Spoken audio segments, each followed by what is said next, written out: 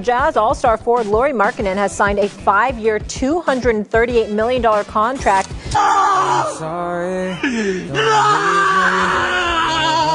That, you know, and they ask you how you are, and you just have to say that you're fine when you're not really fine, but you just can't get into it because they would never understand. Everyone and their orthodontist wants the freaking piece of Cooper flag, dude. But the Jazz just want Lauri Markkanen. Hey, be your own people. You called it. Just such a hater. Utah Jazz All-Star forward Lauri Markkanen has signed a 5-year, $238 million contract extension, dude, which includes $220 million in new money. His agent Michael Lachetsky told the Dirty Bucket and not ESPN yesterday afternoon. And this is after a multitude of teams try to pry away Lauri from the freaking Utah Jazz. That includes the Spurs, the Kings, the Golden State Warriors, who tried their best apparently. God bless their souls. They tried their best. They missed out on the luscious finished piece of work. And it's reported that the Warriors are so upset that they're gonna fine Draymond Green $10,000 and 2 apology letters, dude. You know what I mean? Like, hit him where it hurts. You know damn well Draymond's not writing no freaking apology letter, dude. Adam Silver should fine him in apology letters. Sitting there and watch people attack my character over something that happened on a basketball court, it's crazy to me. But enough about Green. Welcome to the Dirty Bucket. This is Alfonso Rose reporting. I'm a journalist, dude. If you enjoyed the video, please like and subscribe. I would truly appreciate it. All right, let's get on with the video. So Lauri Markkanen, who had 1 year, $18 million left on his contract, signed an extension with the Jazz, but the extension now precludes Markkanen from being traded for 6 months, which pushes him past the February 6th deadline and means he isn't eligible to be traded this upcoming season. If he's going to be traded, it's going to be traded next season. Sorry, Draymond. Lauri himself has stated on multiple occasions how much he loves Utah and the Jazz management. He said, and I quote, "They have showed all their belief in me, from the ownership to the front office to Will." I mean, listen, dude. Lauri has actually forged like a close relationship with his head coach, Will Hardy. I mean, like, those two are like freaking inseparable. I think they share pecan pie recipes every Tuesday night with each other. But Lauri has actually credited Will Hardy for like rejuvenating his career. Not rejuvenating, but like accelerating his career to where he's at currently, which is awesome. I mean, Will Hardy deserves more love in the NBA. Underrated head coach, you know what I mean? Even though he looks like he freaking throws a tantrum whenever he loses in Chinese checkers. But I mean, can you blame him?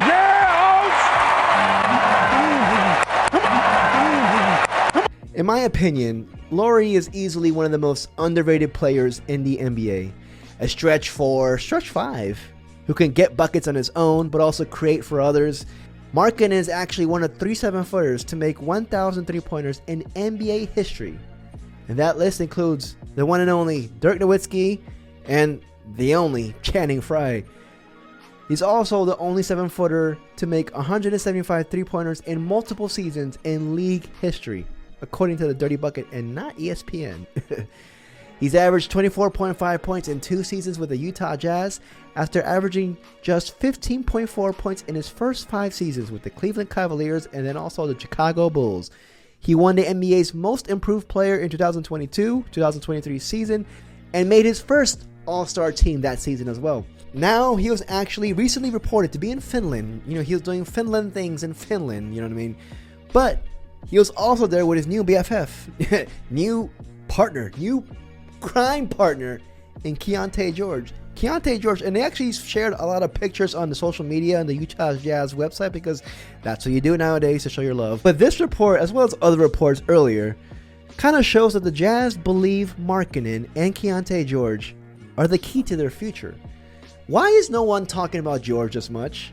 He had a really solid rookie season. I mean, even though he did shoot sub 40 from the field, the kid is only 20 years old and he shows some upside, dude.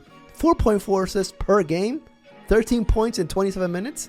Not too bad. But getting to the Jazz future, because they got a future, dude. You know what I mean? The Jazz have a myriad of draft picks. They got it out the ass. They pretty much own Minnesota's and freaking Cleveland's first-round picks for the next couple of years, dude. And they may have a potential golden nugget with the Los Angeles Lakers, but Knock on wood. I'm not going to go there for now. Mind you, all of these are first rounders that they have. They have 2 first rounders next year in the 2025 NBA draft. They also have 2 first rounders in 2026 NBA draft.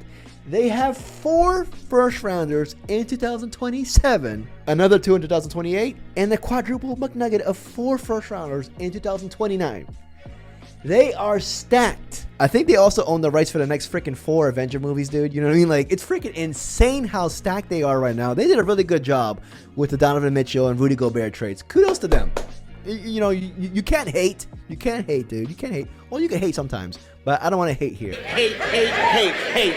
But there is one caveat. They owe their next year's draft pick to the Oklahoma City Thunder. No. Well, I mean, it's actually top 10 protected, dude. But you know what I mean? Like, they still owe the Thunder a draft pick next season. Due to the Derek Favors trade. In 2021, they attached a first-round pick to Derek Favors' contract just to get rid of him, dude.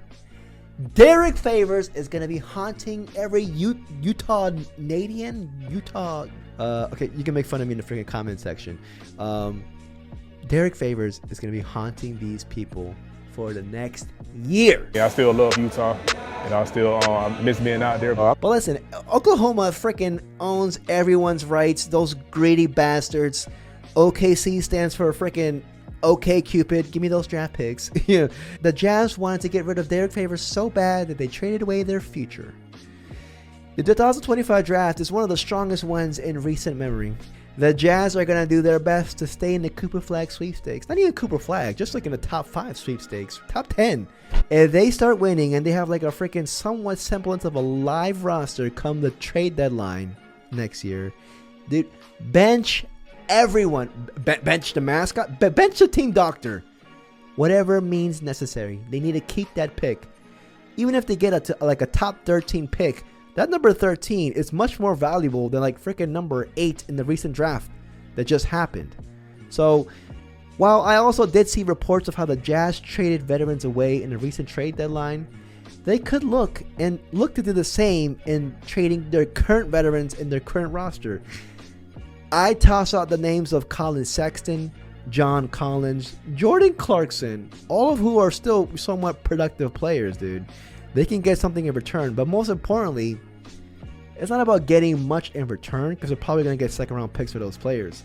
It's more of getting them out the way and letting their young players revolve, letting their young players play, and then also, you know, getting a better chance to keep their draft pick.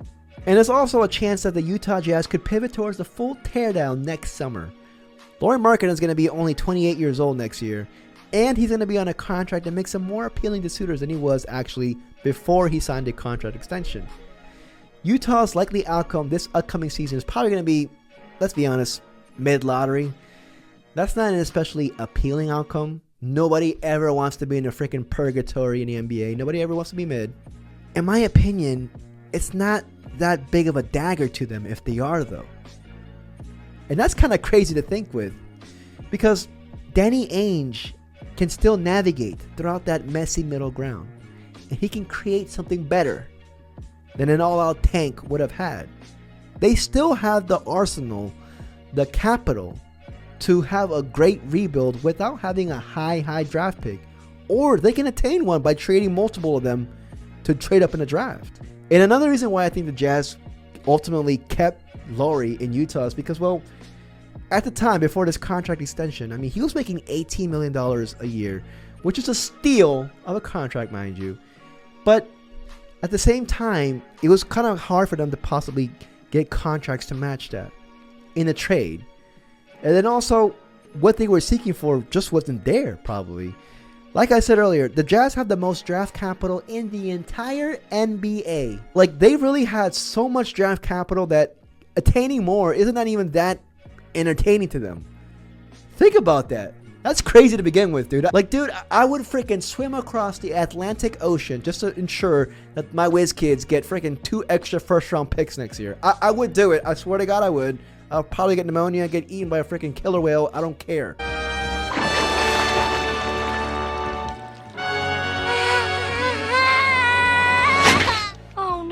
Willie didn't make it. The Jazz wanting young players on their rookie contracts instead of really draft picks, it made sense. I mean, they were really, really high on Brandon Podzinski, but the Warriors ultimately decided to keep him, which is, you know, their own decision. They're going to have to deal with it later. But the Jazz roster, I mean, they have a flurry of young draft picks there and a flurry of young players who have high upside. I mean, they got Keontae George, Taylor Hendricks, Cody Williams, who they just drafted. Taylor Hendricks and Cody Williams in a starting lineup. That's switchable defense. I'll get to that later, dude. That's I love that pairing. But Bryce Sensabaugh. They added also Kyle Filipowski. I probably butchered that name. Isaiah Collier. And then they got Lauri Markkanen. I mean, listen, maybe the Jazz just view Lauri as like their own version of SGA, Shai Gilgeous-Alexander. Maybe they feel like they can still rebuild actually, while still having him on the roster, which is commendable, dude. And if they see that something goes astray, something goes sideways, they can still trade him next offseason. But if they want to ensure that they have a high draft pick, they can always trade the veterans around Lauri Markkanen, but not Lauri Markkanen himself. Also, the lottery, I mean, it's a hit or miss. I mean, we all saw how the Hawks played a play-in game recently, and they still got the #1 overall pick.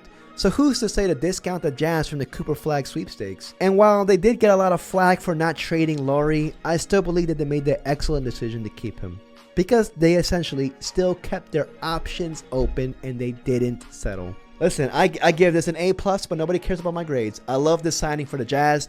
Doing it and keeping him, I know a lot of people are giving them some flack saying, I would have traded him for freaking 4 first-round picks. They have 4 first-round picks in 1 year. And they can still trade him next year. I mean, Lauri's still only 27 years old. So if things go astray, they can trade him again. But listen, from one small market team to another, hey, I'm wishing the Jazz nothing but love. Nothing but love. That sounds a little sus, dude. Wishing the Jazz nothing but good luck. You know what I mean?